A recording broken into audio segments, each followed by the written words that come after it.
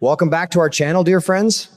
I have to tell you, my jaw just about hit the floor when I saw the latest developments surrounding Nina Reeves, Jack Brennan, and the absolute mess they have found themselves in. It feels like we are watching a pot of water on the stove, just waiting for it to boil over and scald everybody in the kitchen. I have been watching these folks for a long time, and I can honestly say that the situation with Drew Kane is turning into one of the most nerve-wracking, edge-of-your-seat stories we have ever witnessed. It is a classic tale of chickens coming home to roost, and I am just sitting here on the edge of my seat, eager to share every single detail of this wild saga with you. The sheer panic that is starting to set in among these characters is something you can practically feel radiating right through the screen, and Lord have mercy, it is a glorious mess to behold.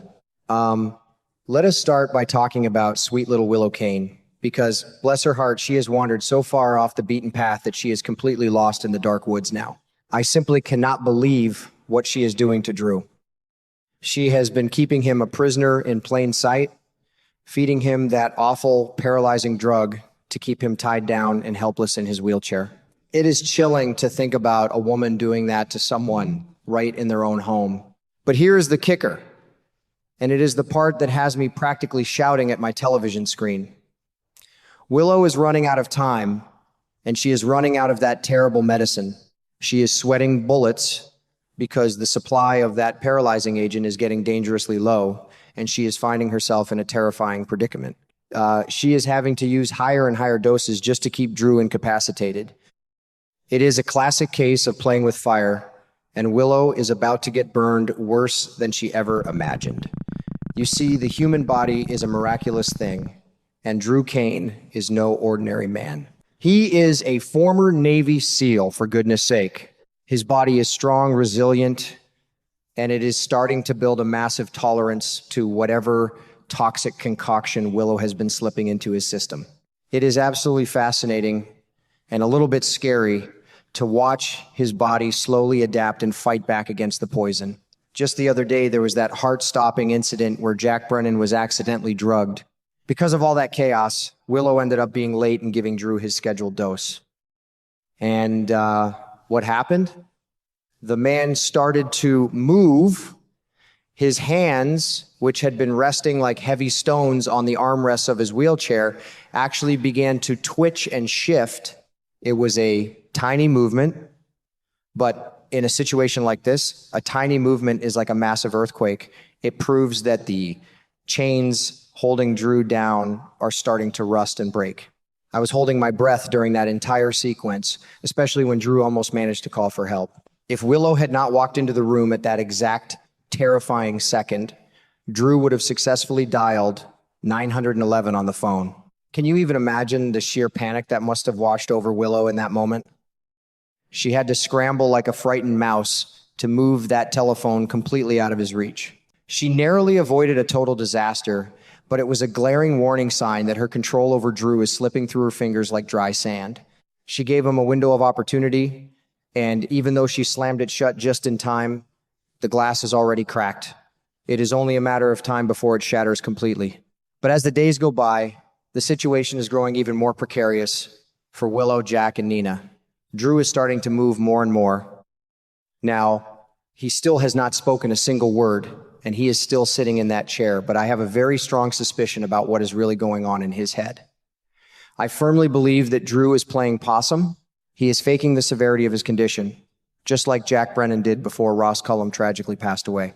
It is the oldest trick in the book, and it is a brilliant strategy for a man who is trapped behind enemy lines in his own living room. By pretending to be a helpless vegetable, Drew is lulling his captors into a false sense of security. He is letting them think they have the upper hand, all while he is secretly gathering his strength and preparing for the perfect moment to strike back. If you look closely at Drew's face lately, you can see the truth hiding right there in plain sight. That blank, empty, doll-like stare that used to cloud his eyes is completely gone. His eyes are so much more expressive now. They are darting around, taking in every single detail of his surroundings. You can see the wheels turning in his head, sharp as a tack. And it is not just his eyes. He is quietly flexing his fingers, and I would bet my bottom dollar he is wiggling his toes inside his shoes too. He is testing his muscles, mapping out his recovered mobility, and keeping it all a closely guarded secret from the woman who thinks she is his master. It is a quiet, simmering rebellion, and it is absolutely thrilling to witness. What makes this entire situation so incredibly explosive is the sheer amount of ammunition Drew has been quietly collecting while sitting in that chair. Because Willow, Jack, and Nina have been foolishly treating him like he is a piece of furniture, they have been having their most secretive, damning conversations right in front of him. Drew has been acting like a sponge, soaking up every single dirty little secret they have spilled. He has heard every hushed whisper, every frantic argument, and every wicked plan they have concocted right there in his own house. He knows exactly what they are up to, and he is building a mental arsenal that is going to blow their lives wide open when he finally decides to stand up and speak. I honestly cannot wrap my head around how foolish Willow has been. Pride really does go before a fall, and Willow is practically tap dancing on the edge of a cliff. She has been so arrogant, so utterly confident in her twisted little plan that she has actually stood over Drew and taunted him. She stood right there and mocked him about how she managed to get away with attempted murder. She spilled the beans completely, bragging that it was the gunshot wound she inflicted that caused his terrifying condition, not some random stroke like everyone else was led to believe. How on earth could she be so reckless? She is poking a sleeping bear with a very sharp stick, and she has no idea that the bear is wide awake, listening, and remembering every single cruel word she says. Drew knows everything now. He knows that Willow has been working hand in glove with that dangerous Jen Sidwell. He knows the depths of her betrayal. And most importantly, he knows that Jack Brennan, Nina Reeves, and his own wife have some sort of powerful blackmail material that they are planning to use against him. He probably even heard them talking recently about their grand scheme to keep him as a permanent hostage, using the information hidden inside Jack's missing black box. They actually talked about this right in front of him, thinking his brain was completely scrambled. It is a level of arrogance that is almost hard to comprehend, and it is going to be their ultimate undoing. Meanwhile, while Drew is sitting at home plotting his revenge, Nina and Jack are running around like chickens with their heads cut off, desperately trying to find that missing black box. They are currently tearing through the dark, drafty halls of Windermere, hoping against hope that the box is hidden somewhere in that spooky old castle. But the truth is, they are on a wild goose chase. They do not even know for sure if the box is at Windermere. It is nothing more than a desperate theory. They are grasping at straws because they know that without the information in that box, they have absolutely no leverage over Drew once he wakes up. It is a frantic race against the clock, and the tension is so thick you could cut it with a butter knife. The mystery of that black box is enough to make your head spin. There is a very real possibility that Ross Cullum, before he died, mailed that box away to wherever he was planning to send that highly coveted cold fusion reactor prototype. If that is the case, Jack and Nina are looking for a needle in a haystack that might not even be in the same state anymore. Jack has not been able to find a single shred of paperwork or any records indicating where the box might be.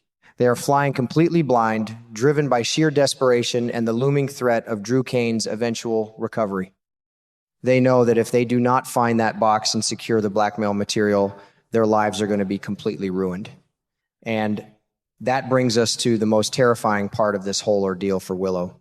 While Nina and Jack are out playing detective at Windermere, Willow is stuck at home, watching the man she tried to destroy slowly come back to life. Recently, Drew was actually caught trying to push himself up and out of his wheelchair. Can you imagine the absolute horror that must have gripped Willow's heart when she saw that? Her worst nightmare is coming true right before her eyes. The paralyzing drops are failing, her prisoner is breaking his invisible chains, and her entire house of cards is about to come crashing down on her head. This whole storyline has evolved into something so much bigger than just a search for a missing box. For Willow, Nina, and Jack, this is no longer just a race against time. It is a desperate, terrifying race against Drew Kane himself. The million-dollar question that has me losing sleep at night is whether or not it is already too late to stop him.